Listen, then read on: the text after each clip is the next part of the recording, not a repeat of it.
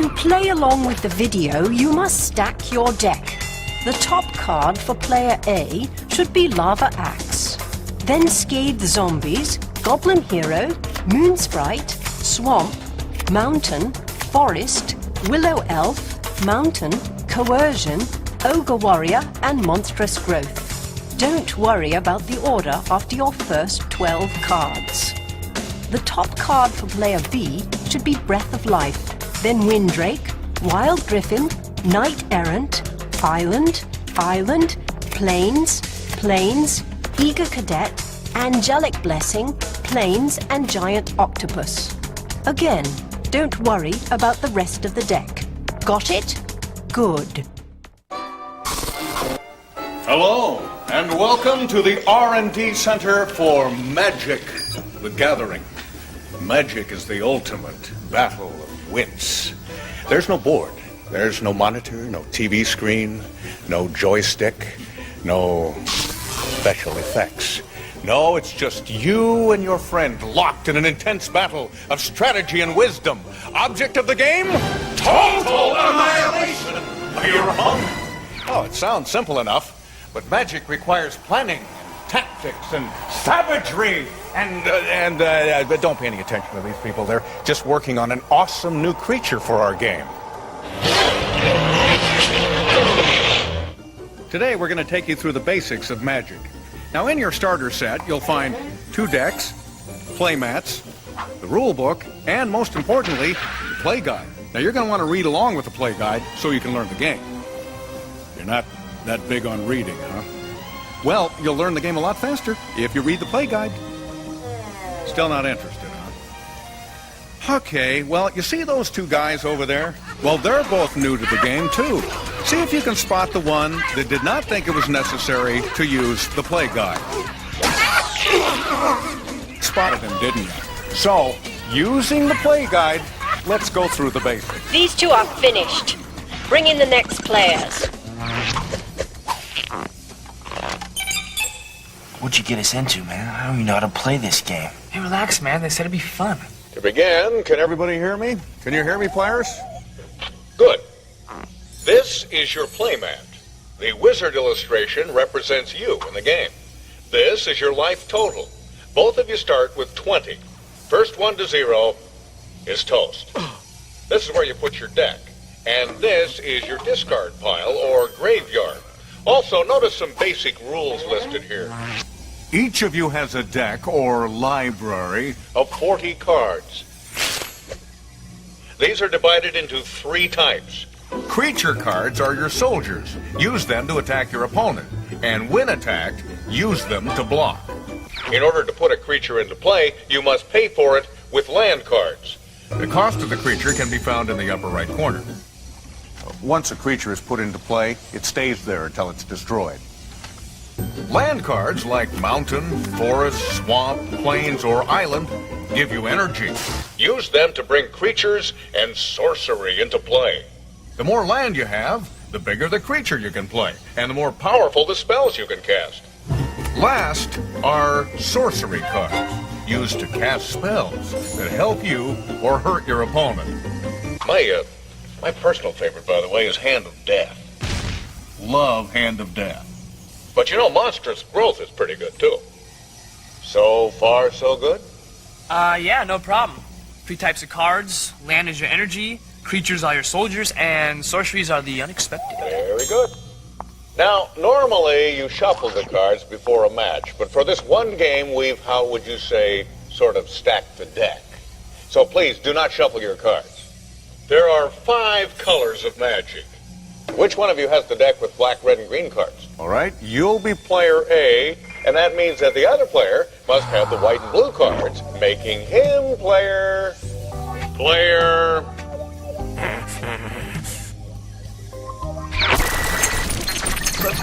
B. Excellent. Now, player A, don't shuffle the deck, but draw the first 7 cards. Whoever of you has the black, red, and green card should do the same. And remember, don't shuffle the deck. Check the order. The first card should be Lava Axe, then Scathe Zombies, Goblin Hero, Moon Sprite, Swamp, Mountain, and Forest. That's the hand you'll start with. Can you give me that order again, please? Lava Axe, Scathe Zombies, Goblin Hero, Moon Sprite, Swamp, Mountain, and Forest. Now, Player B, you too draw your first 7 cards. And remember, don't shuffle the deck. The top card should be Breath of Life, then Windrake, Wild Griffin, Knight Errant, Island, another Island, and a Plains. Do I need to repeat myself? No, I think I got it. Breath of Life, Windrake, Wild Griffin, Knight Errant, Island, and Plains. Very good, Player B. Okay, everybody ready? Let's get started now. Usually we flip a coin to see who goes first, but since this is a guided game, we're going to assume Player A has won the toss. What? Each of you has 7 cards. Did you and your opponent draw your 7 cards? We can't proceed until that's done. Now, Player A, since you've won the toss, draw a card from your deck and place it in your hand. You now have 8. You draw a card at the beginning of each turn. Take the card that says Forest from your hand and place it below the playmat in the area marked Lands. Good. Now, take the Willow Elf and place it on the table above your playmat in the area marked Creatures. Excellent. Look at your Willow Elf card. In the upper right corner, there's a symbol of a little tree. This represents how many lands you must tap to play the card. In Magic, you must tap into your lands to play creatures or use sorceries. In this case, Willow Elf required only 1 green or forest card. See how the symbols match? Other creatures or sorceries will require more than 1 land, but right now, we'll keep it simple. To tap a card, you don't really tap it. You turn it sideways.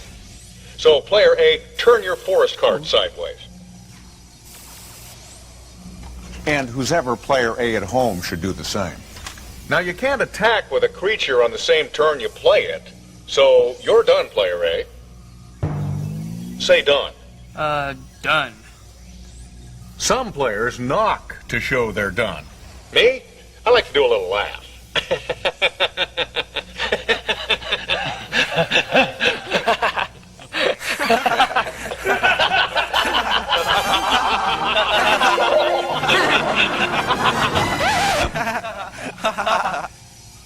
Player B, draw a card from the top of your deck. Now place a Plains card below your playmat, just like Player A did with his Forest card. You can only play 1 land card per turn, so just hold on to your other islands and plains. Also, if you look at your other cards, you'll notice your single Plains isn't enough to pay for any of your creatures. So you're done this turn. What? I just got started. Patience, Player B. Just say you're done. Done. Thank you. On this turn, Player A, you'll play a second creature, and your Willow Elf will attack Player B. All right, well, that's what I came here to do. Now first, untap your forest card. Now, draw a card. Put the mountain beside your forest. You now have 2 lands to draw energy from. Play the Moon Sprite next to your Willow Elf. Notice it has a cost of 1 plus green. That means you must tap or turn 2 land cards. A forest for the green, see the matching symbols, and a second land of any type, in this case your mountain. You'll also notice the text box on Moon Sprite says flying. I'll explain that in a minute. And now my favorite part. Tap your Willow Elf to show it's attacking. All right. The Moon Sprite can't attack this turn because you just played it. I knew that. Look at the 2 numbers in the lower right corner of your elf card. The first number, 1, is power. That's how much damage your Willow Elf deals out to others. The second number, also a 1, is toughness. That's how much damage it takes to be destroyed. Now, Player B has no creature available to block your attack, so your Willow Elf has inflicted 1 damage. Just like that. And poor player B must move his life marker from 20 to 19. Say done. I'm done. On this turn, player B, you'll play your first creature, a knight errant. So, draw a card. Play an island next to your plains. Good. Now, place the knight above your playmat like player A did with his creatures. And tap both your lands. Remember, you're paying for the knight errant by tapping your 2 land cards. The plains for the white, and a second land card of any type for the 1. Mr. Knight can't attack this round, so you're done.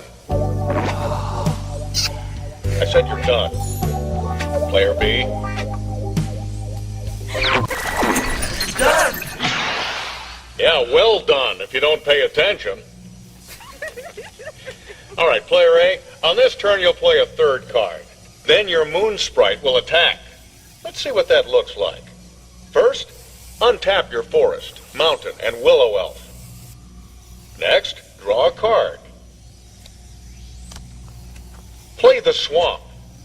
Now you have 3 lands to draw energy from. We're going to tap those lands to pay for coercion. And why must we tap those lands, player A? Because a swamp pays the black, the mountain and the forest pays the 2. Very good. Coercion is a sorcery, not a creature. So you place it in the middle of the table, and then tap the 3 necessary lands to pay for the spell. Read what it says. It says, look at target player's hand and then choose a card from it. That player discards that card. A little nervous, are we, player B? Let's see what you got. I would choose his wild griffin if I were you, player A. And wild griffin goes face up in the graveyard. With your sorcery completed, coercion also goes face up in your graveyard, but you're still not done.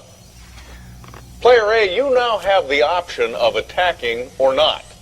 And if you do attack, you have the option of what creatures to send into battle. In this case, I would recommend not attacking with both your creatures. Remember, the numbers in the lower right corner of every creature represent power and toughness. The first number is power, the amount of damage your card can inflict on your opponent. The second number is toughness. Or what it takes to be destroyed. Well, look at player A. Very good. If the knight and elf were to battle, the knight would deal 2 damage to the elf, but the elf would deal only 1 damage to the knight. Since the knight has a toughness of 2, that wouldn't be enough to destroy him. But the elf's toughness is 1, and the knight's power is 2. So the knight would deal more than enough damage to destroy the elf.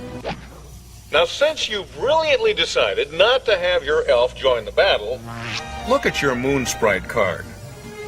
Remember that thing I mentioned about flying? An attacking creature with flying can't be blocked except by another flying creature. Can, your knight fly, player B? Well, can it? No. Oh, that's too bad. The moon sprite gets through to deal 1 damage. And player B's life total drops to 18. I am terribly sorry about this. Yeah. Player A, you're done. Okay, player B, untap your lands. Draw a card. This turn, you'll attack with your knight, and use a little sorcery of your own. Play your plains card. Remember, try and get your lands into play since they bring you energy. Now you're going to play the sorcery called Angelic Blessing. Tap 1 plains and 2 other lands to pay the 2+ white for Angelic Blessing. And now, read the text box there, player B. Target creature gets +3/+3 and gains fly until end of turn. So does that mean my knight goes from 2/2 to 5/5? And can fly. Time to attack, player B. I got you, sucker. Remember, the sorcery is only good this turn and then wears off. So tap your knight to show it's attacking. And put the sorcery card face up on your discard pile. Oh, this is going to be good. His Willow Elf can't block because it doesn't fly. And his Moon Sprite can't because it's tapped from the last turn. Player A is totally defenseless against your attack and suffers an incredible 5 damage. Say done, Player B. Done. Unbelievable. Quit whining, Player A. Untap your lands and draw a card. Let me guess. Ogre Warrior? Mm-hmm. How much does he cost? 3 plus red. So play your mountain, then play your Ogre Warrior, and tap a mountain and 3 other lands to pay Mr. Ogre Warrior's cost. Now what? Well, I can't attack with my Ogre Warrior because I just played him. But can my Willow Elf and Moon Sprite? Yes, but you have to tap them to show they're attacking. And get this, his knight won't be able to block because it's tapped from his turn. That's pretty good. So you do the math there, Player A. My Willow Elf deals 1 damage, dropping him to 17, and my Moon Sprite drops him 1 more to 16. I'm done. Yes!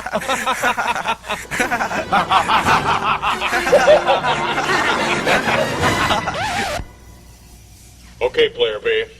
Untap your lands and knight. Draw a card. Now play your second island. Next, play your eager cadet. Quick, where does it go? Next to the knight. Right. And tap a plains to pay the white cost. And you should also play your wind drake. Tap an island and your other 2 lands to pay the 2 plus blue cost. Now you're thinking, why don't I send my knight over there and take care of that little puny elf? But here's why I'm not recommending that strategy. When your creatures attack, they attack your opponent, not his creatures. He calls the shots. He decides whom he'll send into battle. If you attacked, the ogre would fight your knight, not the elf. And Mr. Knight would be destroyed. So why sacrifice your knight? Hold back and use him later. Hey, that's a good idea. I would like to thank all the little Hey, people that's a good who made idea. it possible for me to be... Say done, Player B. Done. And now, Player A, it's your turn. But this time you'll use some sorcery to make your Moon Sprite bigger and then launch an all-out attack. Untap your lands and creatures. Draw a card. You don't have any land cards to play, so what next, Player A? Come on, Player A. If you don't know, just say so. Oh, yeah, well, where'd you get these? I play some monstrous growth and tap some land to make my Moon Sprite bigger. Well, that's right. That's brilliant. How'd you do that? Tap a forest and 1 other land to pay the 1 plus green cost. And tell me, what does the card say? It says, the Night Stalker's little game of tease the squirrel. Not that. The darker words. The target creature gets +4/+4 until end of turn. If you make your ogre or willow elf bigger and attack, he'd just block with his cadet. Cadet would be destroyed, but your creature wouldn't get through to deal maximum damage. So you brilliantly realized that by making the Moon Sprite bigger, only the Wind Drake could block it. And you'd rather destroy his Drake over the lowly cadet. So Moon Sprite's power and toughness is now 5/5 until the end of the turn. Time to attack. Tap all 3 creatures. Now, Player B, you have a few choices. Your Drake could block the Sprite, your Knight could block the Elf, and the Cadet could block the Ogre. Since the Drake is 2/2 and the Sprite is 5/5, the Drake would be destroyed. And since the Ogre is 3/3 and the Cadet is 1/1, the Cadet would be destroyed. But since the Knight is 2/2 and his Elf is 1/1, you would destroy the Elf and you would take no damage. But his Ogre would survive to hit you later. Well, why wouldn't he take any damage? My Sprite has a power of 5, but his Drake has a toughness of 2, so wouldn't he take 3 damage? The extra damage is simply wasted. It doesn't keep going. But that's not how we're going to block anyway. Try this route, Player B. The Cadet blocks the Elf, and it says on your playmat, blocking creatures can gang up on a single attacking creature. So the Drake and the Knight both block the Ogre, and nothing blocks the Sprite. What are you talking about? That's not fair. They can't gang up. Hey, who's the master here? Read your playmat, little man. It says, and I quote, blocking creatures can gang up on attacking creatures. But the Drake has flying. You can't fight my Ogre. Of course the Drake can dive down and pounce your Ogre. You're right, Player A. It's not fair. It's war! Let's look at the damage. The Elf and Cadet destroy each other because they're the same size. The Drake and the Knight, by ganging up, each deal 2 damage for a total of 4. The Ogre has a 3 toughness, so he's destroyed. But his 3 damage is more than enough to destroy the Drake with 2. It's not enough to destroy the Knight, who survives. Finally, his Moon Sprite, with the help of sorcery, gets through to deal you 5 damage. Your life drops to 11. That's the bad news, Player B. The good news is, you destroyed his Ogre. So it's better to take the damage and destroy the Ogre rather than get attacked later. Correct. You know something, Player B? I think the Intelligizer is beginning to have a positive effect on your strategic thinking. You're done, Player A, and the Moon Sprite turns back into a 1/1 creature. Okay, Player B, time to hit back. You're mine now. Untap your lands. Draw a card. Now play a Plains. Then play the Giant Octopus. Now tap an island and 3 other lands to pay for the Giant Octopus. Here's a tip. Starting next turn, attack with Octopus. Keep attacking every turn until he gets a creature big enough to block, okay?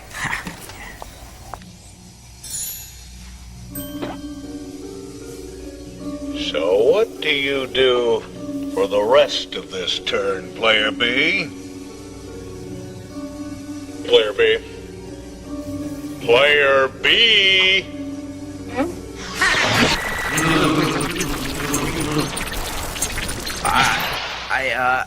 I tapped the Knight. Hey, can you do that again? I tapped the Knight to show it's attacking. His Sprite can't block because it's tapped, so the Knight deals 2 damage and his life drops to 13. Perfect, Player B. Great. Say you're done.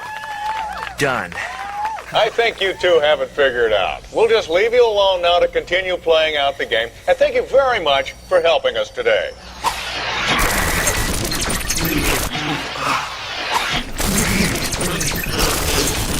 Hey, give me some of that too.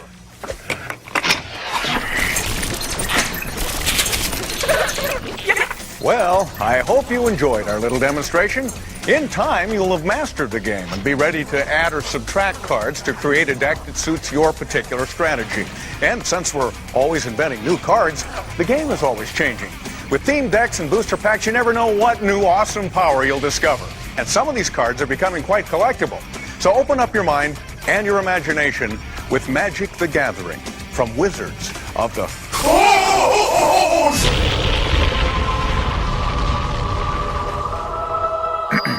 Is this thing on?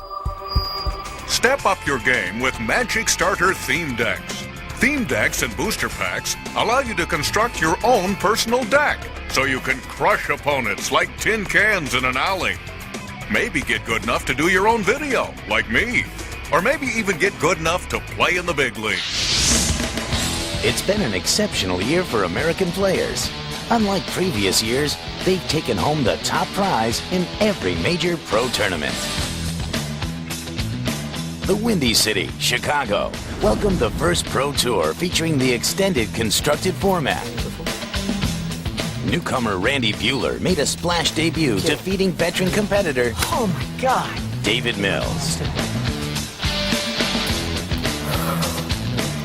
A transatlantic hop to Mainz, Germany was the tour's next stop, where Pro Tour regular Matt Place defeated Stephen O'Mahony Schwartz in a Tempest-only Rochester draft. Los Angeles was a chance for another veteran player to take home a victory as king of the qualifiers David Price defeated Ben Rubin in a Tempest-only constructed format.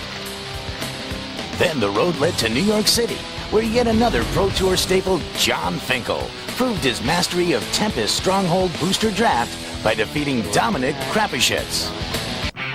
Players participate in the World Championships both as individuals and as national teams representing their home countries. In this year's team competition, the Americans came out on top, defeating last year's champions, the Canadians, and ultimately overthrowing the French 4-0. After 23 rounds of harrowing competition, it comes down to a single match between two California natives. Will the winner be Northern Californian Ben Rubin or his Southern counterpart Brian Selden? So it looks like out of nowhere, a relative unknown from California is going to be world champion. So the rest of this game is just going to be entertainment for the kids. I don't think anything Definitely going to happen. watching the biggest creatures in the universe. It's just turned into the big game, folks. Spirit of the Night. I still think everyone should put a Feral Shadow and a Urborg Panther and a whatever that other thing is into their deck so they can bust out Spirit of the Night in more than one way. This looks like the last turn of the game right here. Yeah, I don't think that this isn't the glory days for Mog Flunky. No, definitely not. Looks like Selden's just having fun, trying to get as much stuff into play before striking the final blow. And I don't think anyone's ever actually had this big of stuff in play in a major tournament, so he's doing a good job. And definitely is going to recur one more time here. And he'll probably get, well, who knows? Anything does the job. Necrotal. Doesn't really matter. Down goes the Orc, and here they come. Crunch! And Selden wins the game. That was an incredible comeback in Game 4 for Brian Selden. And in doing so, he becomes the first American world champion since 1994. The new Pro Tour season is quickly approaching. Look for these tournaments to produce more champions of Magic.